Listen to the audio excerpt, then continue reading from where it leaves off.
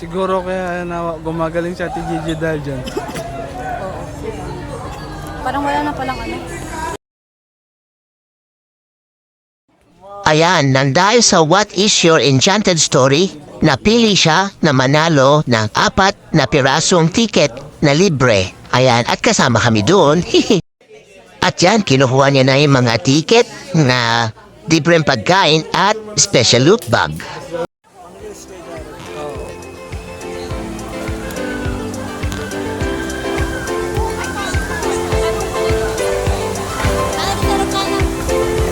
Doon kagad? Sige ah.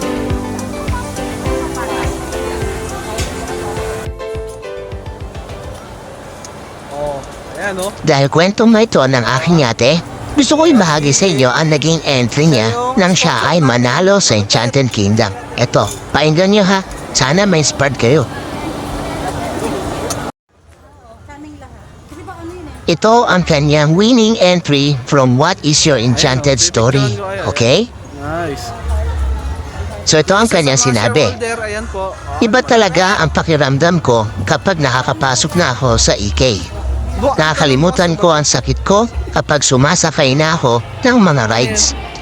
Isa pala akong stage 4 ovarian cancer patients with pulmonary gastric and mediastinal metastasis.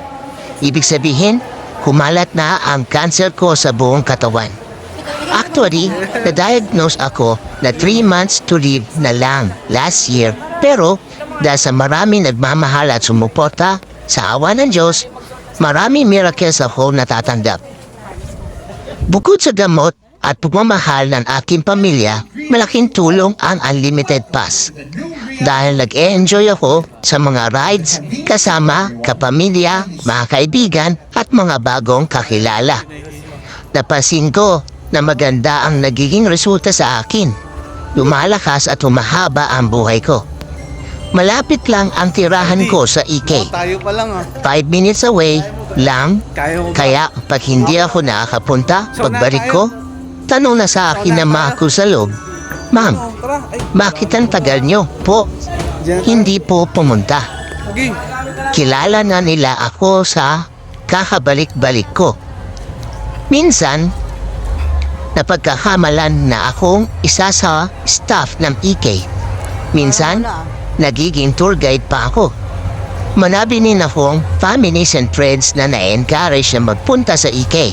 Dahil, pag nasa loob na, para kang wala sa Pilipinas. Stress-free talaga.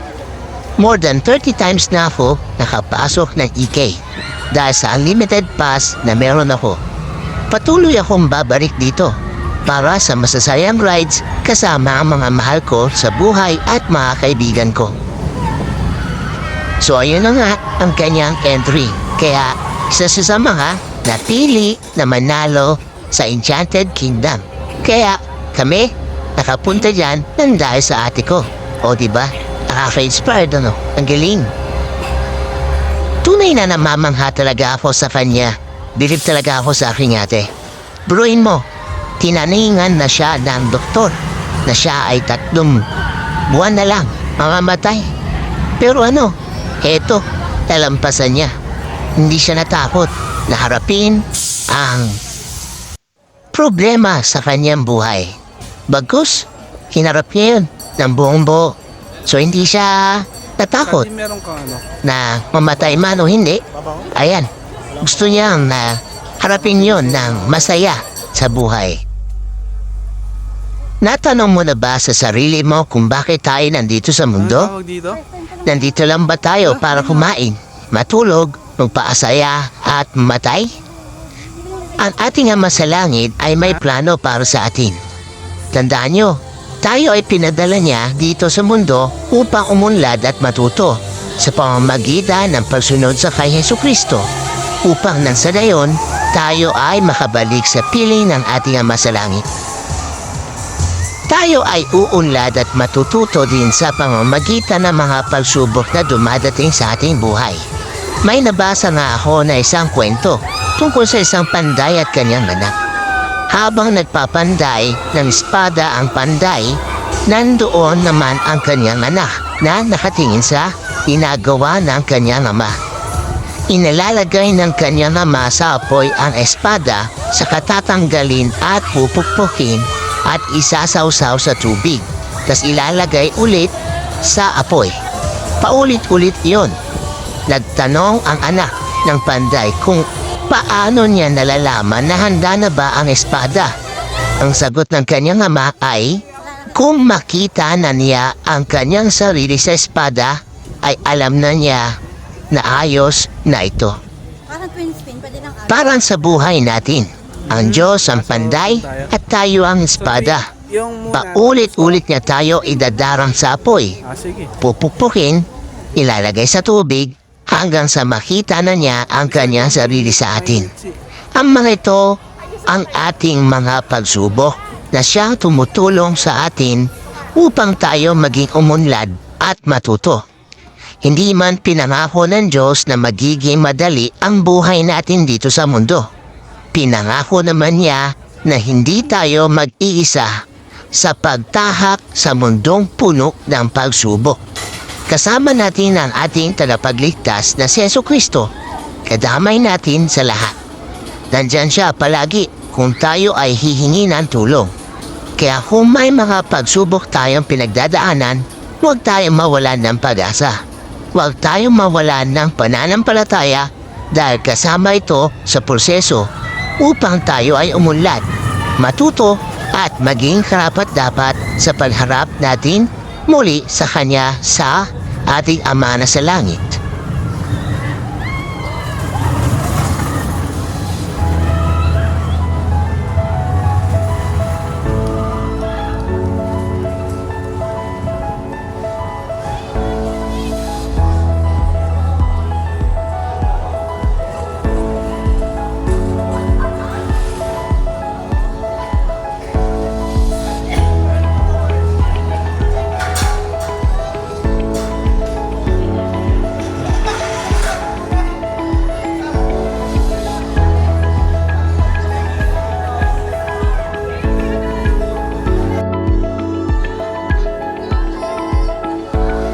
Siguro kaya gumagaling si Ate Gigi dahil dyan. Oh, tignan nyo ang ate ko. Ang saya-saya, no? Para walang sakit. Pero deep inside, Ito? meron yan iniinda. Tandaan nyo, Pero ang sarap. maging matatag sarap, lang no? sa buhay, ano?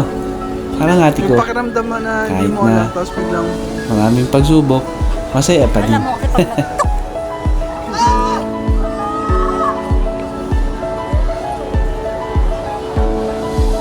ilalapit ko o wag. lapit mo paghaharap na. Boy, lapit pa kasi mababa na eh. Masukin niya na lang. Pag bumaba na, pag bumaba na. Yan.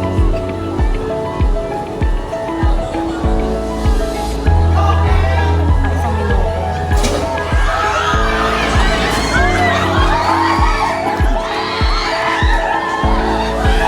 Isang minuto lang tinatagal.